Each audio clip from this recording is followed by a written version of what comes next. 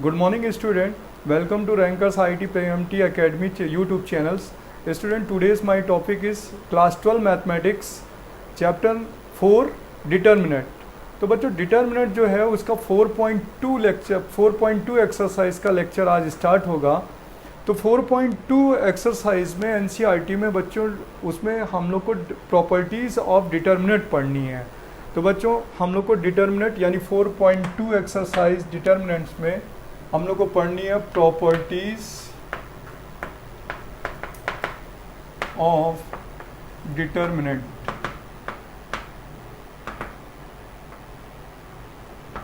तो बच्चों first property है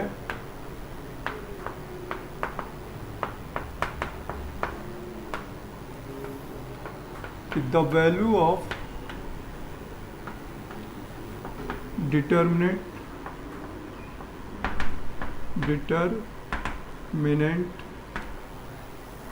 remains unchanged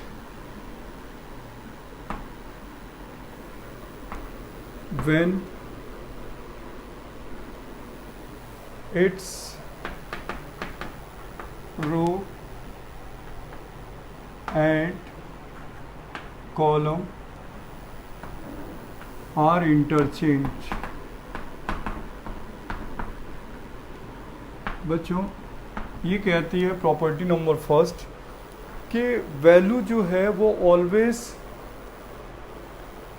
रिमेन्स अनचेंज्ड, यानी कभी भी वैल्यू डिटर्मिनेंट की चेंज नहीं होती है, चाहे आप उसे रो के अबाउट करिए या कॉलम के अबाउट चेंज कर दीजिए। Its rows and columns are interchange, मतलब रो को कॉलम में शिफ्ट कर दीजिए, कॉलम को रो पे, तो उसकी वैल्यू कभी चेंज नहीं होती है। देखिए जितना आंसर इसका आएगा A1 A2 A3 B1 B2 B3 C1 C2 C3 उतना ही आंसर इस डिटर्मिनेंट का आएगा जब हम इसे चेंज कर देते हैं रो से कॉलम पे।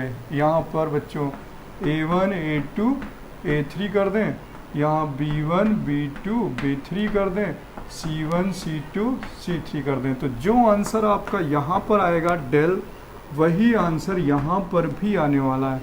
तो ये वैल्यू जो होगी नो चेंज होगी। देखिए value of determinant remains unchange when its rows and columns are interchange.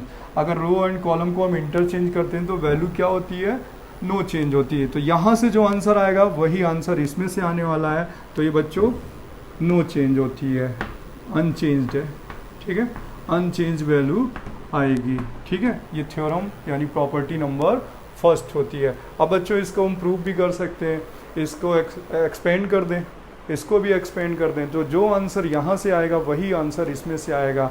यानी कोई भी आप डिटर्मिनेंट ले करके आप इंटरचेंज कर दीजिए रो एंड कॉलम पे, तो वैल्यू अनचेंज रहेगी। तो this is a property number first. Second property होती है बच्चों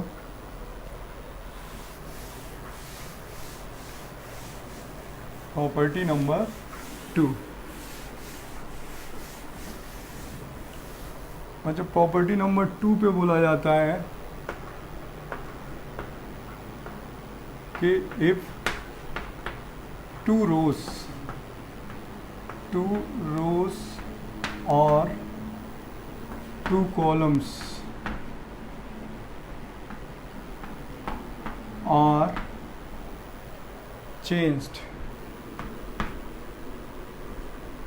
interchanged,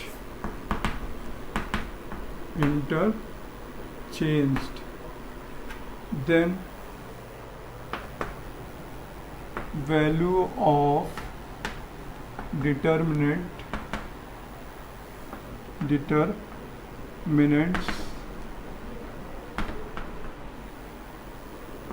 will be negative, ठीक है।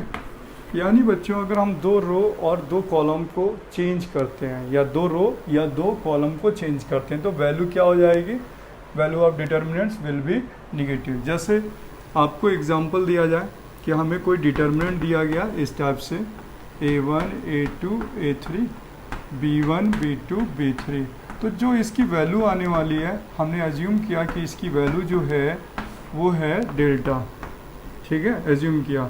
अब बच्चों हमने इसमें से कोई 2 रो चेंज कर दें, सपोज दैट हम इसे यहाँ चेंज कर दें, तो जब हम इसे यहाँ पर चेंज करने वाले हैं रो को और इसे यहाँ चेंज करने वाले हैं, तो लिखते हैं R1 इंटरचेंज ऑफ R2, ठीक है। अगर कॉलम चेंज करेंगे तो लिखेंगे C1 C2 इंटरचेंज, तो इंटरचेंज का सिंबल होता है बच्चों ये। तो अब अगर हम इसमें चेंज करेंगे तो पता है क्या आ जाएगा, ये वाली रो यहाँ आ जाएगी, B1 B2 B3 A1 A2 A3 और C1 C2 C3। तो बच्चों जब हम इसको एक्सपेंड करेंगे तो इसकी वैल्यू निगेटिव आएगी। मैं आपको ये करके नहीं दिखा रहा हूँ, आप एग्जांपल एज्यूम करेंगे तो ये वैल्यू ऐसा पॉसिबल होगा कि यहाँ पर ये पॉजिटिव है और ये वैल्यू क्या आएगी, निगेटिव। तो बच्चों कोई भी 2 रो या 2 कॉलम इंटरचेंज करेंगे तो वैल्यू डिटर्मिनेंट की क्या आ जाएगी, माइनस, ठीक है। अब बच्चों यहाँ पर एक और बार कर दें, एक बार अगर ज़रूरत पड़ती है अकॉर्डिंग टू क्वेश्चन तो हम एक बार और चेंज कर सकते हैं। जब हम एक बार अगेन चेंज करते हैं इसमें, अगर एंड मोर, अगर मोर यूज़ करते हैं यही कि अब मैं इसे यहाँ पर चेंज कर दूँ, इसे यहाँ पर, तो माइनस माइनस फिर क्या हो जाएगा, प्लस हो जाएगा। तो यहाँ पर वैल्यू आ जाएगी B1 B2 B3 और यहाँ आ जाएगा A1 A2 A3 और यहाँ पर आ जाएगा C1 C2 C3। तब इसकी वैल्यू फिर से वापस बैक कर जाएगी, प्लस डेल्टा आ जाएगी। क्लियर। तो यानी ये एक तरीके से साइक्लिक फॉर्म है। अगर इंटरचेंज करोगे तो माइनस कॉमन आएगा, अगेन इंटरचेंज करोगे तो एक और माइनस कॉमन आएगा। तो ये प्रॉपर्टी कहती है अगर हम रो एंड कॉलम्स में कोई भी 2 रो को आपस में इंटरचेंज करते हैं तो विद साइन निगेटिव होगा, ठीक है बच्चों। तो ये प्रॉपर्टी नंबर 2 है, ठीक है। अब प्रॉपर्टी नंबर 3 पे चलते हैं।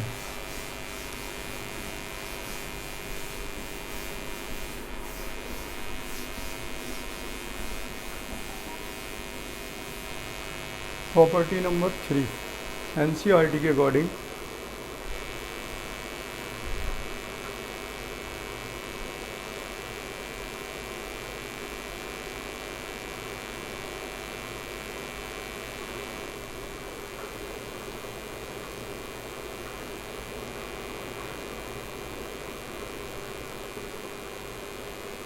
प्रॉपर्टी नंबर 3 है बच्चों। 3 में दिया गया है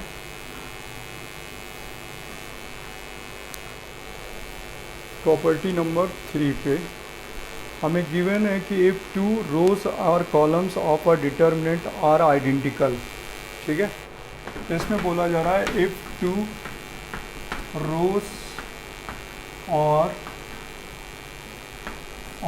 2 कॉलम्स are identical,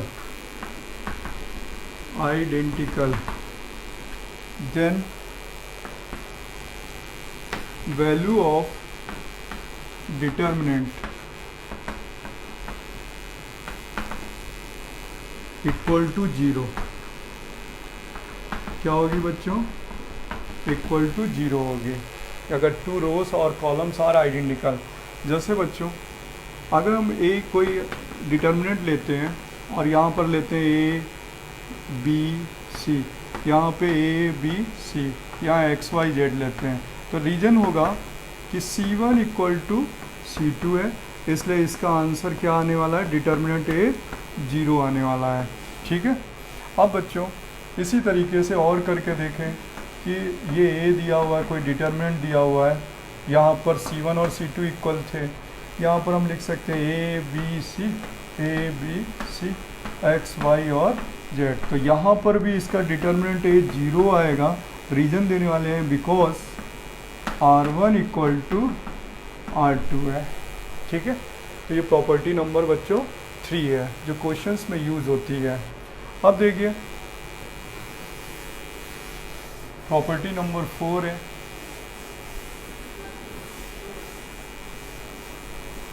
नेक्स्ट बच्चों है प्रॉपर्टी नंबर 4। प्रॉपर्टी 4 में ये बताया जाता है कि इफ़ हमें कोई डिटर्मिनेंट गिवन है इस टाइप से A B C और यहाँ पर है 1 2 3 P Q R, ये हमें लेट करी कि कोई एक डिटर्मिनेंट गिवन है, ठीक है। अब हमें इसमें के ए फाइंड करना है, यानी कोई मल्टीप्लाई नंबर फाइंड करना है। अगर हमें के ए फाइंड करना है तो जब हम इसमें बच्चों के से मल्टीप्लाई करेंगे, के ए फाइंड करना होगा, तो यहाँ पर के का मल्टीप्लाई और डिवाइड, यानी के को जब हम के ए फाइंड करेंगे तो कोई एक रो ही चेंज होगी। ऐसे के ए, के बी, के सी, यहाँ पर कोई भी मल्टीप्लिकेशन नहीं होने वाला। ठीक है। मैट्रिक्स में क्या होता था बच्चे, ऑल एलिमेंट चेंज हो जाते थे। मैट्रिक्स में क्या होते थे, जब मैट्रिक्स में के से मल्टीप्लाई करते थे तो ऑल एलिमेंट चेंज हो जाते थे। इसमें कोई एक रो, तीनों में से कोई एक रो या तीनों में से कोई एक कॉलम ही चेंज होगा, ऑल एलिमेंट चेंज नहीं होने वाले। बच्चों इसी तरीके से मैं आपको दिखाता हूँ कि अगर हमें तीनों को चेंज करना होता है तो कैसे करते हैं। नेक्स्ट एग्जांपल है, जैसे सपोज दैट ए की वैल्यू है A B C P Q R और यहाँ पर है एक्स वाई जेड। तो अगर हमें तीनों को के से मल्टीप्लाई करना होता, अगर यहाँ पर देखेंगे कि के है, के बी है, के सी है, यहाँ पे के पी है, के क्यू है, के आर है और यहाँ पर के एक्स है और के वाई है और के जेड है। तो यहाँ पर देखिए एक के आपने इसमें एंट्री करी है, एक के आपने इसमें करी है, एक के आपने R1 में मल्टीप्लाई किया, R2 में, R3 पे, तो कितने हो गए, k की पावर 3, के 3 यूज़ करें हैं। तो आपका मतलब है यहाँ पर ये k3a वैल्यू हो गई। क्लियर बच्चों। अब रो में ही क्यों कर सकते हैं, रो में भी कर सकते हैं और कॉलम में भी कर सकते हैं मल्टीप्लाई। समझ में आया। तो अगर हम 2 लेंगे, 2 रो या 2 कॉलम लेंगे तो k स्क्वायर होगा। तीनों कॉलम, ऑल 3 कॉलम या ऑल 3 रोज लेंगे तो k की पावर 3 यूज़ होगा। तो बच्चों ये प्रॉपर्टी नंबर 4 है फॉर मल्टीप्लिकेशन। ठीक है। क्या यूज़ करेंगे, फॉर मल्टीप्लिकेशन। ठीक है। अब आती है प्रॉपर्टी नंबर 5।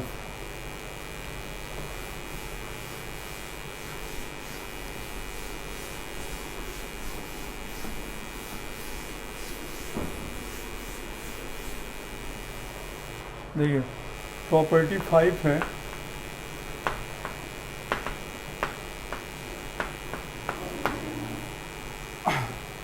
कोई बच्चों में डिटर्मिनेंट गिवन है ऐसे a plus lambda 1, b plus lambda 2, c plus lambda 3 और यहाँ पर b c या suppose that p q r और यहाँ x y z। तो इसका अगर हम डायरेक्ट एक्सपेंड कर देते हैं बच्चों, इसको अगर हम डायरेक्टली एक्सपेंड करते हैं तो जो आंसर आएगा उसको हम इस पे 2 डिटर्मिनेंट पे ब्रेक करेंगे, एक्सपेंड करेंगे, तब भी वही आंसर आएगा। तो ये प्रॉपर्टी ज़्यादा यूज़ होती है किस पर ज़्यादा यूज़ होती है, मतलब प्रॉपर्टी नंबर 5 ये NCERT की 4.42 एक्सरसाइज में कई टाइम कई क्वेश्चनों में अप्लाई करी जाती है। देखिए कैसे, इसका आंसर अगर हम लिखें तो जो डायरेक्ट आंसर आएगा, लेट कर लिया कि ये डेल्टा आंसर आ रहा है। ठीक है बच्चों, ये लेट किया कि इसका एक्सपेंडिंग वैल्यू डेल्टा है, तो हम इसका आंसर भी अगर इस टाइप से भी करेंगे ना, ए, ठीक है, और यहाँ होगा B C P Q R X Y Z plus, और यहाँ होगा lambda 1, lambda 2, lambda 3, P Q R X Y और जेड। तो इन दो, इसको डायरेक्टली एक्सपेंड करें तो यहाँ पर आएगा डेल्टा 1, यहाँ पर आएगा डेल्टा 2 और इन दोनों का जो सम आएगा वो इक्वल टू डेल्टा आएगा, यानी इसके इक्वल आएगा।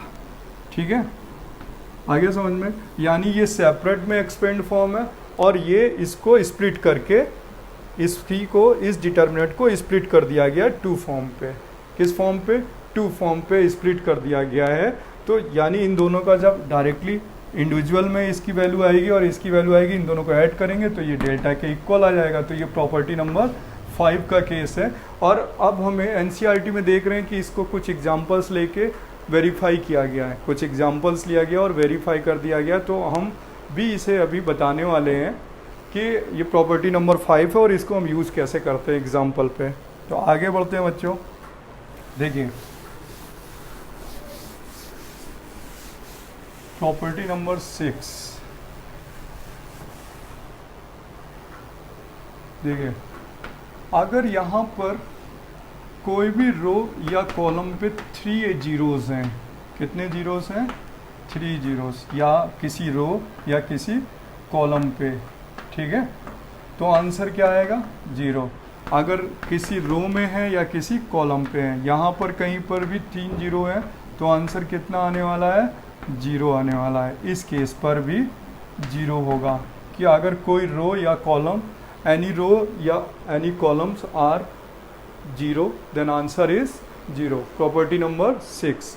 अब बच्चों प्रॉपर्टी नंबर जो 7 होती है, प्रॉपर्टी 7 होती है यहाँ पर कि अगर हमारे पास 3-1 का केस, इसे बोलते हैं 3-1 केस ऑफ 3-1, तो या तो 3-1 रो पे होंगे या तो कॉलम में होंगे। तो देखिए 3-1 अब हमारे पास किसी एक रो में दिए गए हैं या किसी एक कॉलम पे दिए गए हैं।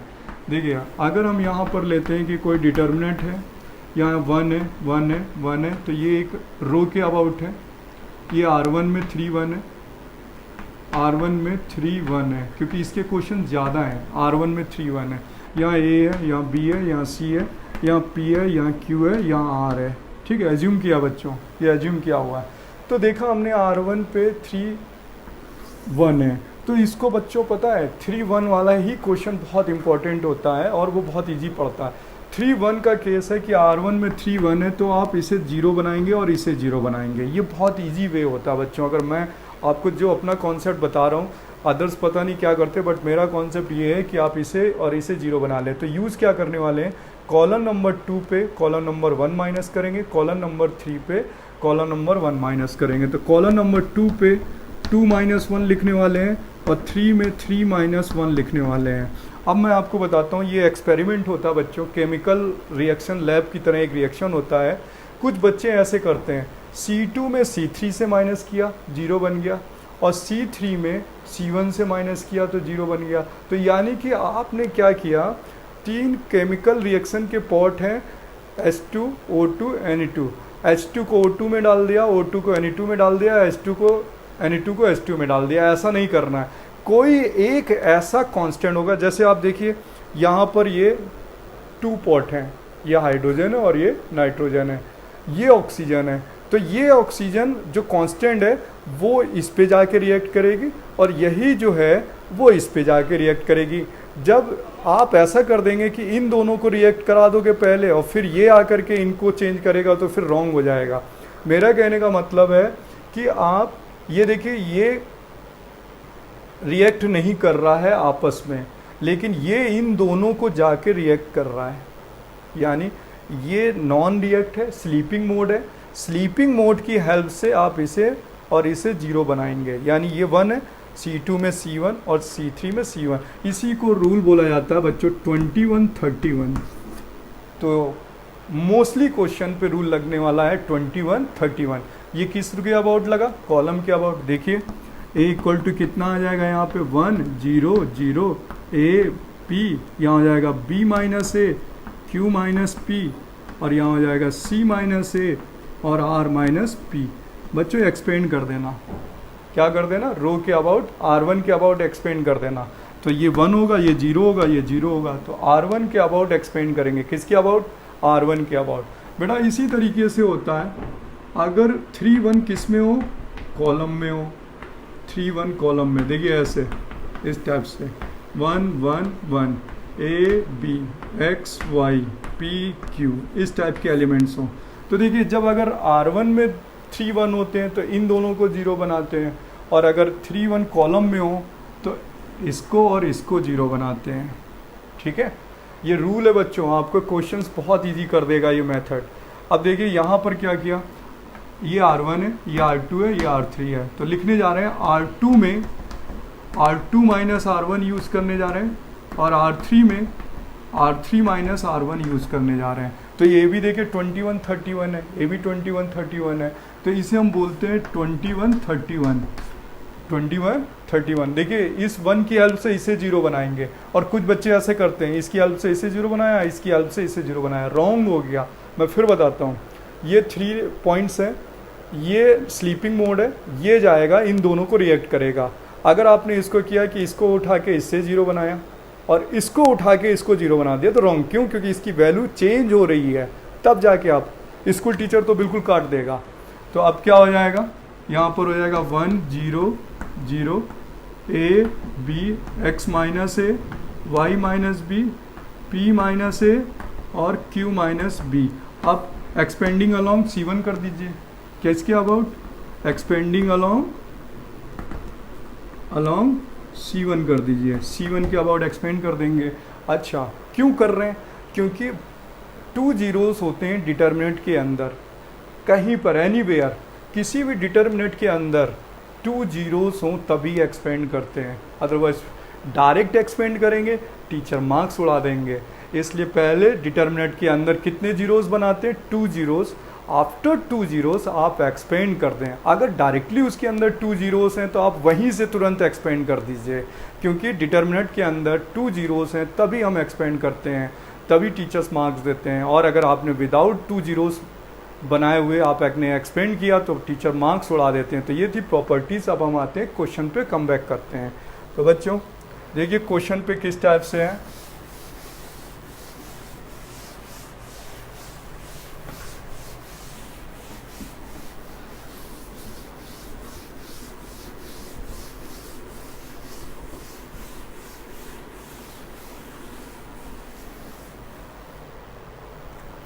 एनसीईआरटी का क्वेश्चन लेते हैं बच्चों, और उसका क्वेश्चन लेते हैं सबसे पहले।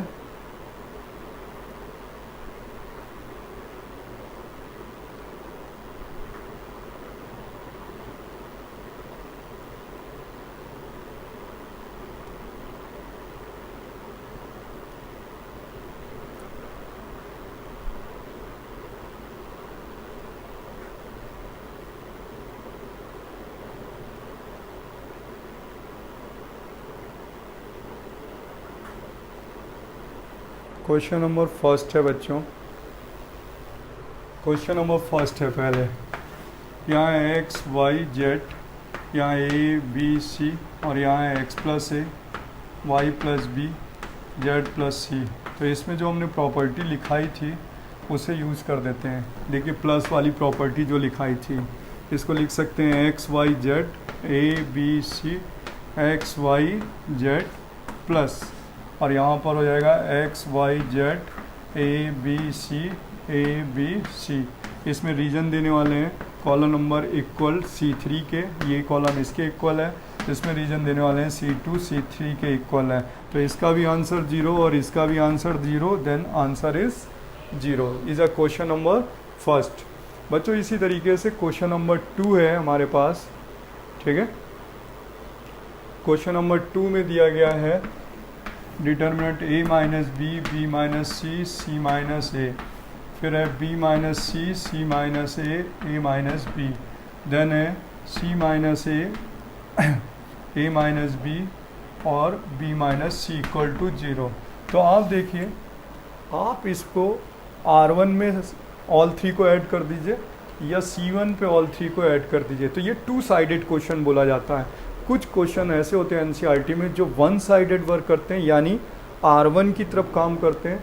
कुछ क्वेश्चन होते हैं जो C1 की तरफ काम करते हैं। कुछ क्वेश्चन ऐसे होते हैं जो बोथ साइडेड काम करते हैं, यानी R1 की तरफ भी काम करते हैं और C1 की तरफ के। तो ये क्वेश्चन 2 साइडेड है। आप इसे उठाकर आप चाहे R1 में ऐड कर दें, चाहे इसे उठाकर आपके यहाँ के C1 पे ऐड कर दें। तो हमने इसको लिखा कि R1 equal to R1 plus R2 plus R3। तो बच्चों यहाँ पर क्या आ जाएगा, a minus b plus b minus c plus c minus a. यहाँ आएगा b minus c plus c minus a plus a minus b. यहाँ आएगा c plus c minus a plus a minus b plus b minus c. तो ये देखिए पूरी 0 हो गई, ये वाली रो 0 हो गई, ठीक है। तो आंसर क्या आ जाएगा, 0 आ जाएगा, ठीक है। तो आंसर क्या आने वाला है, 0, क्योंकि पूरी एक रो क्या हो गई, 0 हो गई, ठीक है। अब देखिए क्वेश्चन नंबर 4 बताते हैं, फिर मेन क्वेश्चन बताते हैं आपको।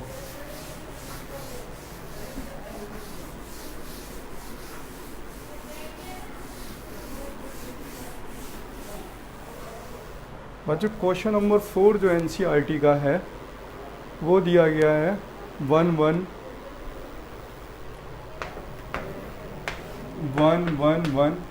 BCCA AB, ठीक है। और इसका जो कॉलम है ए बी प्लस सी दिया गया है, ए बी प्लस सी दिया गया है, बी सी प्लस ए दिया गया है और सी ए प्लस बी दिया गया और इक्वल टू प्रूव करना है 0। तो देखें हम यहाँ पे ए बी ए सी है लेकिन बी सी नहीं है। देखिए ना, ए बी है ए सी है बट बी सी नहीं है यहाँ पर, ठीक है। तो क्या करने वाले हैं हम लोग इस पे C3 में C3 प्लस C1 ऐड करने वाले हैं। कॉलम नंबर 3 में कॉलम नंबर C2 ऐड करने वाले हैं। कॉलम नंबर 2 यहाँ ऐड कर दीजिए तो देखिए क्या हो जाएगा 1 BC CA AB और यहाँ जाएगा AB plus AC plus BC। तो देखिए AB AC BC ये कॉमन हो जाएगा, BC plus BA plus CA और यहाँ जाएगा CA plus CB plus AB। तो बच्चों ये कॉमन ले लीजिए यहाँ से, जब कॉमन लेंगे बाहर तो हो जाएगा AB plus BC plus CA common हो जाएगा। तो इसके अंदर बचेगा 1 BC CA AB 1 और ये देखिए कॉलम नंबर 1 कॉलम नंबर 3 के इक्वल हो गई। तो आंसर क्या हो गया 0 हो गया, ठीक है। अब बच्चों क्वेश्चन जो है थोड़ा सा इजी क्वेश्चन भी है इसमें, देख रहा हूँ क्वेश्चन नंबर 2nd थर्ड तो और ही इजी है और 5th भी इजी है। क्वेश्चन नंबर 8 का फर्स्ट पार्ट बताते हैं बच्चों। क्वेश्चन नंबर 8 का जो फर्स्ट पार्ट है, 8 का फर्स्ट पार्ट उस पे दिया गया है 1 ABC A square B square और C स्क्वायर। ये क्वेश्चन नंबर 8 का फर्स्ट पार्ट है बच्चों। तो मैंने आप लोगों को बताया था कि 3 का केस 3 देखिए कॉलम 1 पे 3 के 1 है तो कॉलम 1 में 3 का केस है। तो मैंने अभी प्रॉपर्टीज़ पढ़ाई थी कि 3 का केस हैंडल कैसे करना होता है। तो देखिए ये 1 से इसको 0 बनाएंगे और इसे 0 बनाएंगे, तो इसे और इसे 0 बना देंगे। तो R2 को 0 बनाने जा रहे हैं और R3 में, तो R2 में क्या लिखने जा रहे हैं R2 माइनस R1 और R3 में क्या लिखने जा रहे हैं R3 माइनस R1। तो इसी को बोलते हैं बेटा 21 31 जो मैंने अभी थ्योरी में पढ़ाया था। तो यहाँ पर हो जाएगा 1 0 0, यहाँ पर हो जाएगा A square B minus A C minus A B square minus A square C square minus A square. अब बच्चों एक्सपेंड कर दीजिए, एक्सपेंडिंग अलोंग C1 के अबाउट आप एक्सपेंड करें तो 1 लेंगे तो इसका मल्टीप्लाई इधर हो जाएगा B minus A C square minus A square then minus इसका मल्टीप्लाई इधर हो जाएगा C minus A B square minus A square. तो देखिए B minus A common, C minus A common, तो B minus A C minus A common ले लेते हैं तो यहाँ बचेगा C प्लस A और यहाँ बचने वाला है B प्लस A, तो माइनस B माइनस A। बेटा A से A कट गया, आंसर आ गया B minus A C minus A C minus B। अब इसके आंसर को मैच करा देते हैं तो A माइनस B है, नहीं A माइनस B नहीं है, B माइनस C नहीं है, तो माइनस कॉमन ले लीजिए बच्चों। इसको A माइनस B कर देते हैं, इसको B माइनस C कर लेते हैं, इसको C माइनस A, तो 2 माइनस कॉमन हो गया तो क्या हो जाएगा प्लस। आंसर आ गया बच्चों। 8 का फर्स्ट पार्ट है जो 3 पे बेस्ड है और 8 का जो सेकंड पार्ट है वो भी 3 पे बेस्ड है। देखिए 8 का जो सेकंड पार्ट है बच्चों, 8 क्वेश्चन नंबर 8 का जो सेकंड पार्ट है वो 3 पे बेस्ड है। 1 1 here A B C A Q B Q और C Q। तो इसमें मैं केवल हिंट्स दे देता हूँ बच्चों, एक्सपेंड आप कर लेना। देखिए 3 का केस है, इसे और इसे 0 बना दीजिए तो कॉलम नंबर 2 पर 2 माइनस 1 करेंगे और C3 में C3 माइनस C1 करेंगे। तो देखिए 21 रूल 31 रूल और यहाँ पर क्या आया 21 रूल 31 रूल। तो बच्चों जब 3 का केस होगा तो क्वेश्चन के अंदर 21 31 का केस जरूर बनेगा। यानी इसमें रो 2 को रो 2 में R2 माइनस 1 करेंगे, R3 में R3 माइनस R1। यहाँ कॉलम में तो जब रो में होता है तो कॉलम में करते हैं। 21 31 बच्चे आप एक्सपेंड कर देंगे, 2 जीरो बन जाएंगे किसके अंदर, ऐसे 1 यहाँ पर आ गया 0 0 a Q b minus A B Q minus A Q और c minus A C Q minus A Q. अब इसको एक्सपेंड कर देना आप लोग, एक्सपेंडिंग अलोंग R1 कर देना बच्चों, R1 के अबाउट, क्योंकि R1 में 0 है। तो ये बच्चों क्वेश्चन नंबर 8 का फर्स्ट पार्ट और सेकंड पार्ट हो गया। अब आते हैं बच्चों आगे के क्वेश्चन, कुछ ऐसे हैं जो आप करते चले जाएंगे, कुछ क्वेश्चंस को छोड़ करके मैं आगे बढ़ता हूँ, ठीक है। मेन कुछ क्वेश्चंस मैं बता देता हूँ आपको। फिर नेक्स्ट क्वेश्चन है बच्चों एनसीईआरटी के हिसाब से, जो कुछ आप ट्राई कर लीजिएगा। मैं क्वेश्चन नंबर बताता हूँ आपको।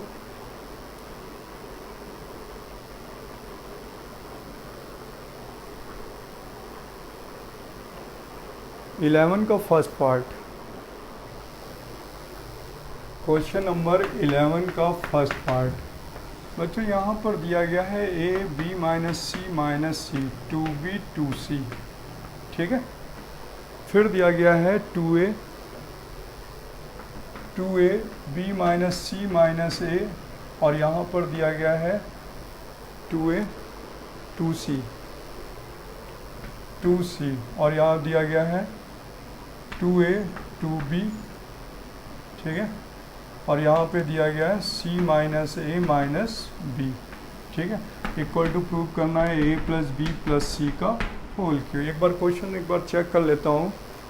Yes, a minus B minus C 2b 2c 2a b minus C minus a 2c, yes 2a 2b c minus a minus b, yes is a right. बच्चों अब हम लोग क्या करते हैं, इस क्वेश्चंस को ध्यान से देखते हैं कि क्या ये हो सकता है, इसमें क्या किया जा सकता है। 11 का फर्स्ट पार्ट है। तो बच्चों देखिए, अगर हम R1 में R2 प्लस R3 इसे और इसे R1 में इन दोनों को ऐड करके यहाँ कर देते हैं, तो यहाँ आ जाएगा 2b ऐड करेंगे तो b आ जाएगा, 2c ऐड करेंगे तो यहाँ प्लस c आ जाएगा।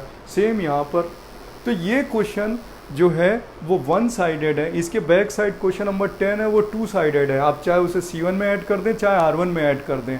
तो बच्चों वो क्वेश्चन आपको लगाना है, मैंने बताया कि ये क्वेश्चन वन साइडेड भी होता है, टू साइडेड भी होता है। तो ये क्वेश्चन जो है वन साइडेड है, ठीक है। अब यहाँ पर हम लिखने जा रहे हैं कि R1 में R1 plus R2 plus R3 add कर रहे हैं, तो यहाँ पर आ जाएगा, इनको उठा के ऐड करेंगे तो यहाँ a plus B plus C आ जाएगा, a plus B plus C आ जाएगा और a plus B plus C आ जाएगा। यहाँ 2b हो जाएगा, b minus C minus a 2b 2c 2c c minus a minus b। बेटा a plus B plus C common ले लेते हैं R1 से, तो यहाँ 1 1 1 2b b minus C minus a 2b और यहाँ पे 2c और यहाँ पे c minus a minus b। अब देखिए 3-1 का केस बन गया, क्या बन गया 3-1 का केस, और 3-1 का केस बन गया तो क्या करने वाले होते हैं हम लोग 2-0 21 और 31। तो बच्चों इसमें 21 और 31 का केस अप्लाई कर देते हैं। तो देखिए क्या हो जाएगा, कॉलम नंबर 2 में column number 2 minus 1 is a 21, 31 क्या हुआ C3 माइनस C1 31। तो यहाँ पर आ जाएगा a प्लस बी प्लस सी, इधर आ जाएगा 1 2b 2c, इधर 0 आ जाएगा। और जब हम इसे माइनस करेंगे तो बचने वाला है माइनस 2b, यानी minus c minus a minus b बचेगा। यहाँ भी 0 हो जाएगा, यहाँ भी 0 हो जाएगा और यहाँ माइनस करेंगे तो 0, और इधर बचने वाला है minus a minus b minus c। अब बच्चों देखिए एक्सपेंड कर दीजिए किसके, अब एक्सपेंडिंग अलोंग R1, तो यहाँ आ जाएगा a plus B plus c, और बेटा यहाँ 1 लेंगे तो ये मल्टीप्लाई होगा, माइनस माइनस क्या हो जाएगा प्लस, तो a plus B plus c multiply of a plus B plus c और ये 0, और टोटल क्या आ गया a plus B plus c का होल क्यूब। वेरी सिंपल है। तो इसके पहले 10 नंबर टू साइडेड है, इसका सेकंड पार्ट भी 11 नंबर का सेकंड पार्ट भी वन साइडेड है, या तो पूरा रो पे ऐड होगा या तो कॉलम पे ऐड होगा। बच्चों इसके बाद आता है मेन क्वेश्चन, अब आने जा रहा है जो मैं आपको बताने जा रहा हूँ, मोस्ट इम्पॉर्टेंट क्वेश्चन है वो।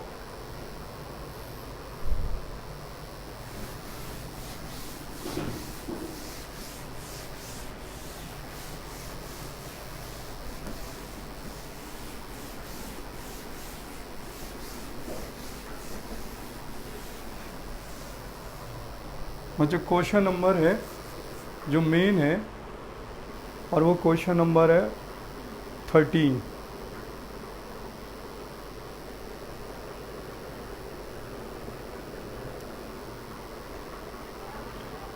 क्वेश्चन है बच्चों। 13 क्वेश्चन पे दिया गया है 1 + a² माइनस b², यहाँ पर है 2ab, यहाँ पर है 2b, और यहाँ दिया गया है 2ab 1 - a² + b², और यहाँ पे दिया गया है -2a, और यहाँ -2b है, और यहाँ पर दिया गया 2a, और यहाँ दिया गया 1 - a² - b²। ठीक है, और इक्वल टू प्रूव करना है 1 + a² + b² का होल क्यूब। ठीक है, यहाँ पे प्रूव करना है 1 + a² + b² का होल क्यूब। ठीक है, अब देखिए बच्चों, यहाँ पर ये सबसे इजी क्वेश्चन जब बनेगा, बहुत सिंपल बनेगा। बस अगर मैं अपना मेथड बताऊँ आपको कि मेरे को अगर इसको सिर्फ इजी टाइम पे करना हो तो मैं इसे कर सकता हूँ। पता है कैसे? आप देखिए, सबसे पहले जीरो बनाइए इसके अंदर। कितने जीरो बनाने? 2 जीरोस। 2 जीरोस होंगे तभी आप एक्सपेंड कर सकते हैं। तो 2 जीरो बनाने के लिए आप क्या करें, मैं देखिए मेरी ट्रिक आप अप्लाई करें। सबसे पहले आप इसे जीरो यहाँ पर बनाएं, और इसे जीरो बनाने के लिए क्या करेंगे, ये कॉलम नंबर 1 है, यहाँ पर b का मल्टीप्लाई करिए, यानी C3 में b का मल्टीप्लाई करिए और यहाँ माइनस कर दीजिए। तो C1 में C1 - b C3 कर दीजिए। देखिए इसे जीरो बनाना है with the help of C3, तो यहाँ b का मल्टीप्लाई करिए और यहाँ माइनस कर दीजिए। फिर बच्चों इसे जीरो बनाइए। ठीक है, तो इसमें देखिए इसकी हेल्प से जीरो बनाइए, तो देखिए क्या हो जाएगा, यहाँ a का मल्टीप्लाई करिए, यहाँ ऐड कर दीजिए। तो कॉलम नंबर 2 में 2 + a C3 is a simple. बस ये मेथड अगर आपने कर लिया, देखिए इसे जीरो बनाने के लिए यहाँ b का मल्टीप्लाई करिए, यहाँ पे माइनस कर दीजिए। इसे जीरो बनाने के लिए यहाँ a का मल्टीप्लाई करिए, यहाँ ऐड कर दीजिए। तो देखिए क्या बनेगा, यहाँ पर सबसे पहले C1 में क्या होगा, इसमें b का मल्टीप्लाई करेंगे, -b minus minus plus 2b², तो यहाँ आ गया 1 + a² + b²। ठीक है, यहाँ आ गया 0, और यहाँ पर देखिए -2b का मल्टीप्लाई करेंगे तो -b, यहाँ -b यानी 2b से b गया तो प्लस का b आ गया, और माइनस इधर है तो ये प्लस हो गया। तो बच्चों b कॉमन हो गया, 1 + a² + b² हो गया। इसी तरीके से यहाँ पर 0 हो जाएगा, यहाँ पर a का मल्टीप्लाई करेंगे तो ये बन जाएगा 1 + a² + b², और इसमें a का मल्टीप्लाई करें और यहाँ पर ऐड करें तो a से a लेस हो जाएगा, -a कॉमन ले लें तो 1 + a² + b², बाकी सारा same, 2b 2a 1 - a² - b²। बच्चों देखिए कॉमन आ रहा है 1 + a² + b², 1 + a² + b², एक कॉमन कॉलम 1 से आ रहा है और 1 + a² एक कॉलम 2 से आ रहा है। तो ये बाहर जब कॉमन लेंगे तो हो जाएगा 1 + a² + b² का होल स्क्वायर। क्या बच गया, 1 0 b 0 1 -a -2b 2a 1 - a² - b²। अब एक्सपेंड कर दीजिए कहीं से भी बच्चों, इसे 1 + a² + b² का होल स्क्वायर कहीं से भी एक्सपेंड कर दीजिए। जब 1 लेंगे तो ये मल्टीप्लाई हो गया 1 - a² - b² और माइनस माइनस प्लस 2a²। ठीक है, आगे समझ में। बाकी क्या होगा, जब 0 लेंगे तो 0 हो जाएगा। फिर -2b वाला केस बचा, तो ये हो गया 0 और ये हो गया -b, तो 0 - b। तो बच्चों ये आया 1 + a² + b² का होल स्क्वायर। यहाँ पे बचेगा 1 + a² - minus plus 2b² plus b²। देखिए कितना सिंपल क्वेश्चन हो गया ये, जिस मेथड से मैंने किया है। ये method is a very very simple method. क्या किया बच्चों, इसको जीरो, सबसे पहले यहाँ जीरो बनाने के लिए देखा 2ab यहाँ 2a, यहाँ b का मल्टीप्लाई करके यहाँ सब्ट्रैक्ट कर दें तो ये लिखा गया C1 में bc3 माइनस कर दिया गया। अब इसे जीरो बनाएंगे। अच्छा यहाँ कहीं पे भी जीरो बना सकते हैं आप, लेकिन सबसे इजी मेथड यही है कि C1 को जीरो बनाना है इस वाले केस को, तो यहाँ b का मल्टीप्लाई करके यहाँ सब्ट्रैक्ट कर दिए, यहाँ a का मल्टीप्लाई करके यहाँ पे प्लस कर दीजिए। Is a very simple. देखिए कितना शॉर्ट क्वेश्चन हो गया, और ये 5 मार्क्स में बोर्ड में कई बार क्वेश्चन आया हुआ है। अब जस्ट इसके बाद वाला क्वेश्चन नंबर 14 भी मोस्ट इम्पॉर्टेंट है बच्चों। देखिए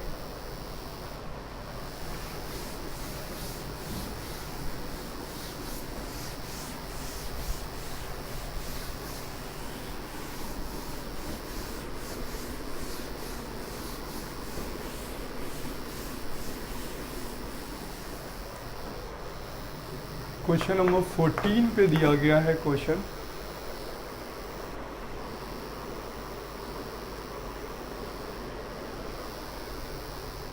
बच्चों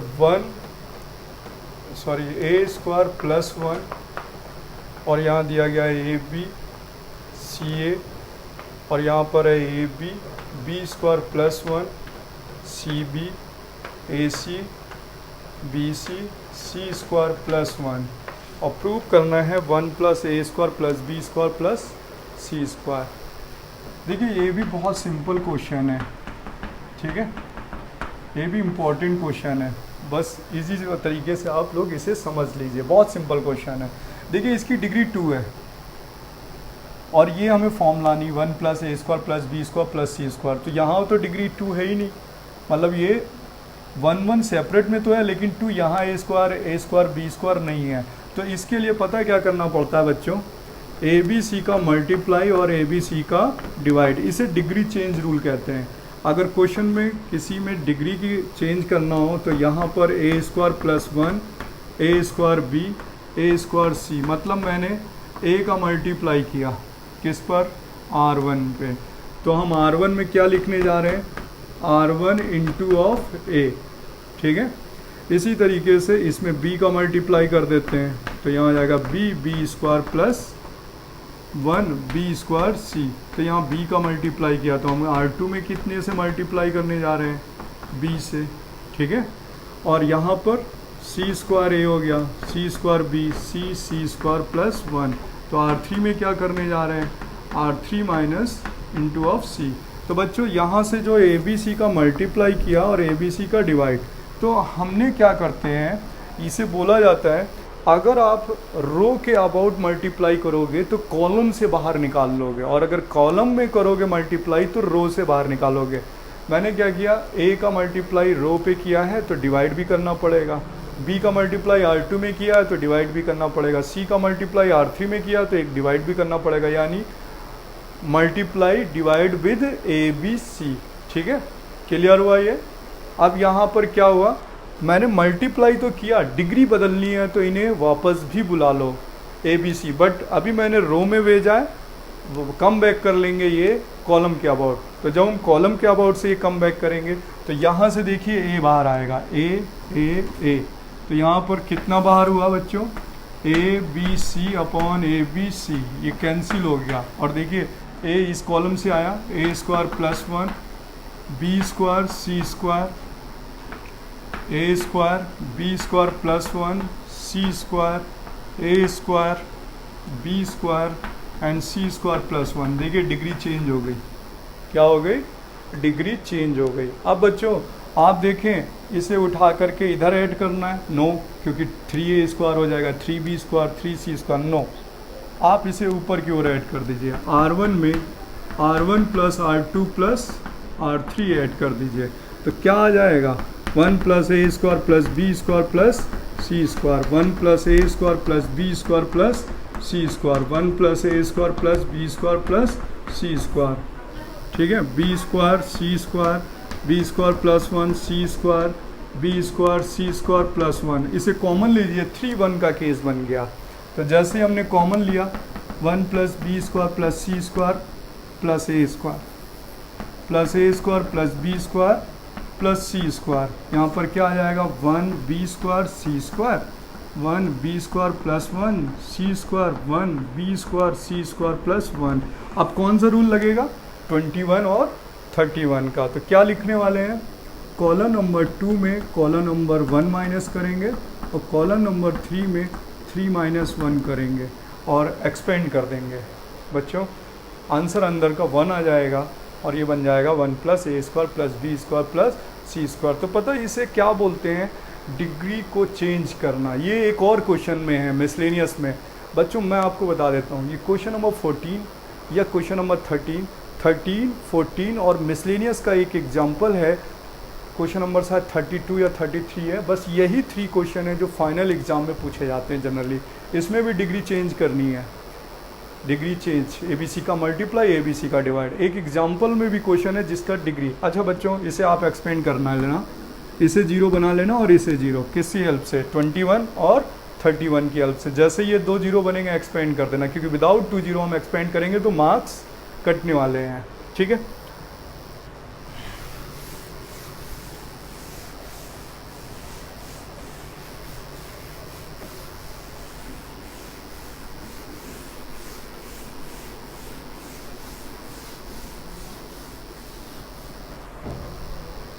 एक एग्जाम्पल की बात चल रही थी, वो भी एग्जाम्पल बताता हूँ आपको।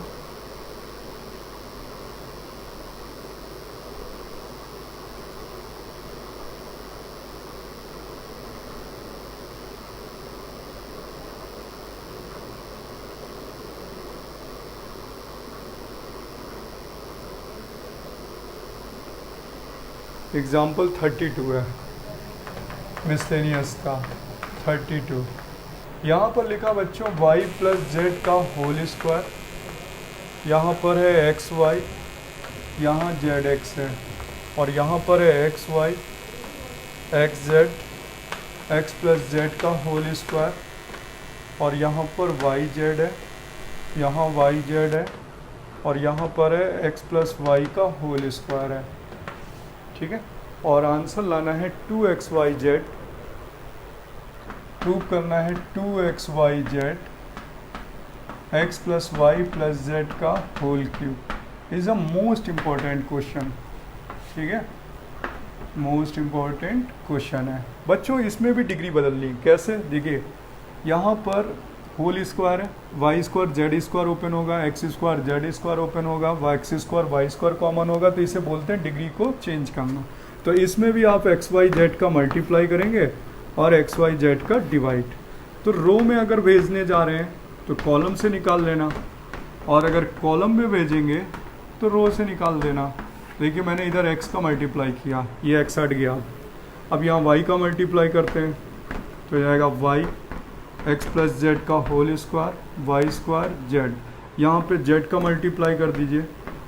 ठीक है, और जेड हो गया एक्स प्लस वाई का होल स्क्वायर, यहाँ मैंने वाई का मल्टीप्लाई किया, यहाँ जेड का मल्टीप्लाई किया। ठीक है, तो यहाँ पर 1 आ गया एक्स वाई जेड। अब इससे एक्स निकाल लीजिए, देखिए एक्स एक्स एक्स, यहाँ से एक्स निकालेंगे, इससे वाई निकालेंगे और इससे जेड कॉमन निकालिए तो क्या हो जाएगा, देखिए इसे हटा देते हैं तो यहाँ पर आ जाएगा X Y Z upon X Y Z, cancel हो गया, बट डिग्री चेंज हो गई क्वेश्चन की बच्चों। वाई प्लस जेड का whole square Y square Z square, और यहाँ हो जाएगा X square x plus Z का होल स्क्वायर जेड स्क्वायर, यहाँ हो जाएगा एक्स स्क्वायर वाई स्क्वायर और एक्स प्लस वाई का होल स्क्वायर। डिग्री चेंज हो गई बच्चों। अब इसमें क्या करने वाले हैं बच्चे कि डिग्री तो चेंज हो गई। अच्छा जब एग्ज़ाम में कभी कभी क्वेश्चन यहाँ से पूछते हैं तो डिग्री चेंज करनी पड़ेगी, कभी कभी एग्ज़ाम में यहीं से दे देते हैं बच्चों इस जगह से, तो डिग्री चेंज करने की ज़रूरत नहीं है। अब हम लोग क्या करें, इसमें हम लोग बच्चों 2 0 बनाएं। क्या बनाएं 2 0, और 2 0 कहाँ पे बनाएं, कौन सा कॉन्सेप्ट यूज़ करें, तो क्या था 21 और 31। बच्चों C2 में C2 माइनस C1 कर दीजिए और C3 में C3 माइनस C1 कर दीजिए, इसे बोलते हैं 21 31।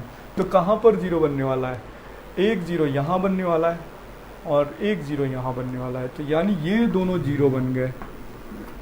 ठीक है, तो अप्लाई करा मैंने इस रूल को, तो यहाँ पर हो जाएगा y प्लस जेड का whole square Y square Z square x square minus y plus Z का whole square x plus Z का whole square minus y square, यहाँ जीरो, और यहाँ पे x square minus y plus Z का whole square, यहाँ पर zero, x plus Y का whole square minus z square. बच्चों यहाँ a minus B A plus b लगा दीजिए, a minus B A plus B A minus B A plus B A minus B A plus B, तो यहाँ से x plus Y plus Z common हो जाएगा column number 3 से, column number 2 से भी x plus Y plus Z common हो जाएगा। तो ऐसा करने से क्या बाहर आएगा, x plus Y plus Z का होल स्क्वायर कॉमन आएगा।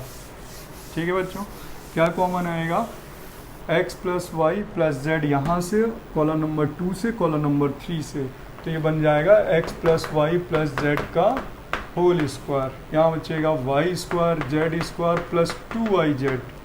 देखिए मैंने इसे ओपन कर दिया, वाई स्क्वायर जेड स्क्वायर, और यहाँ पर प्लस वाला बाहर निकल गया तो बचा x minus Y minus Z, और यहाँ बचेगा x plus Z minus Y, यहाँ पर जीरो, और यहाँ बचने वाला है x minus Y minus Z, यहाँ पर जीरो, और यहाँ बचेगा x plus Y minus Z.